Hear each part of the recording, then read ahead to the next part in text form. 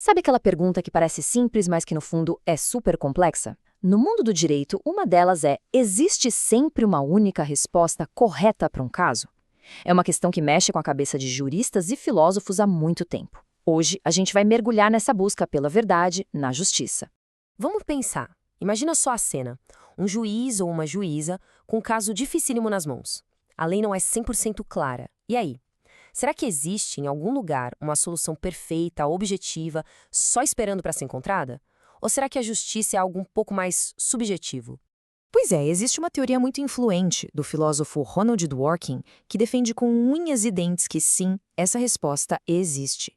Para ele, a resposta correta não é criada pelo juiz, mas sim descoberta ali, dentro do próprio sistema jurídico.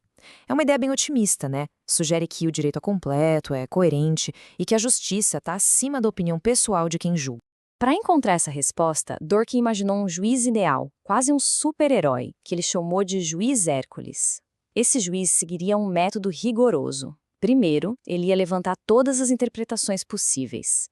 Depois, ia filtrar só as que batem com a história do direito. Daí, ele escolheria a que faz o sistema jurídico todo parecer mais coeso, mais íntegro. E, por fim, justificaria tudo com base nesse princípio da integridade. Parece um plano perfeito para chegar na objetividade, certo? Mas é aqui que a história começa a ficar mais interessante. A primeira grande barreira para essa teoria ideal é o que a gente chama de impossibilidade epistêmica. Calma, o nome é complicado, mas a ideia é simples. Epistêmico só quer dizer relacionado ao conhecimento.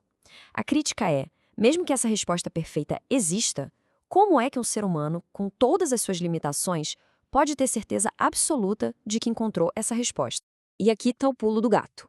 A impossibilidade epistêmica não está dizendo que a resposta certa não existe.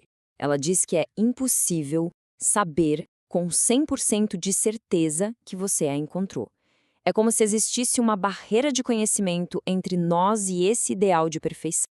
Este slide aqui ajuda a gente a entender por que essa certeza absoluta é tão inalcançável. Pensa bem, nenhum juiz é uma enciclopédia ambulante, né? O conhecimento é sempre limitado. Além disso, cada pessoa que julga tem sua própria história de vida, seus valores, sua subjetividade. Junta isso com os vieses que todos nós temos, e a ideia de uma análise totalmente pura e objetiva, como o Dworkin imaginou, começa a parecer bem distante da realidade. E isso não é só teoria, não. Olha só este exemplo prático. 3 juízes super competentes, todos tentando seguir o método do Dworkin, analisam um caso de privacidade versus liberdade de imprensa. O primeiro foca na dignidade, o segundo na liberdade de informação, e o terceiro tenta equilibrar os pratos. Todos eles conseguem justificar super bem as suas decisões. E aí, qual deles encontrou a única resposta correta? O problema fica bem claro aqui. Mas a crítica vai ainda mais fundo. E se o problema não for só a nossa dificuldade de conhecer a resposta, mas o fato de que o próprio direito nos oferece várias respostas válidas ao mesmo tempo? Isso leva a gente para uma ideia chamada de pluralismo irredutível. A palavra-chave aqui é irredutível.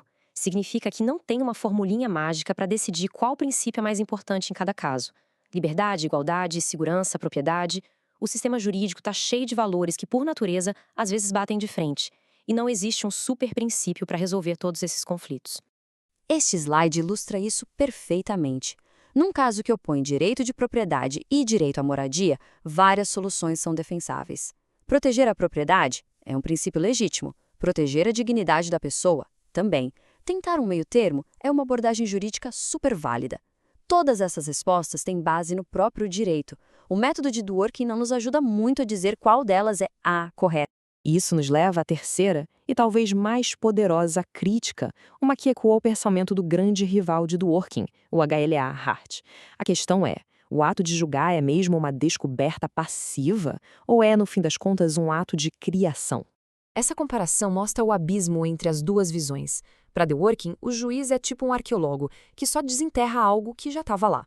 Para os críticos, o juiz é mais como um escultor, que pega a lei, a matéria bruta, e cria algo novo. Isso muda completamente a nossa percepção sobre o poder e a responsabilidade de quem julga. E o mais irônico é que a criatividade parece se esconder dentro do próprio método do Dworkin. A escolha de quais interpretações levar em conta já é um ato criativo. Decidir o que é compatível com a história do direito ou o que é mais coerente exige um julgamento subjetivo. Em cada passo do processo que deveria ser objetivo, existe uma escolha criativa sendo feita. E aí a gente chega ao ponto central da crítica. Se cada etapa da descoberta exige um ato de criação, qual é a diferença real entre descobrir e criar? A linha fica tão fina que quase desaparece. Então, beleza. Se essa busca pela única resposta correta é tão problemática, para onde a gente vai? As teorias mais atuais não jogam a ideia do Dworkin fora, mas elas buscam caminhos mais modestos e talvez mais realistas para a justiça. A primeira grande alternativa é uma mudança de meta.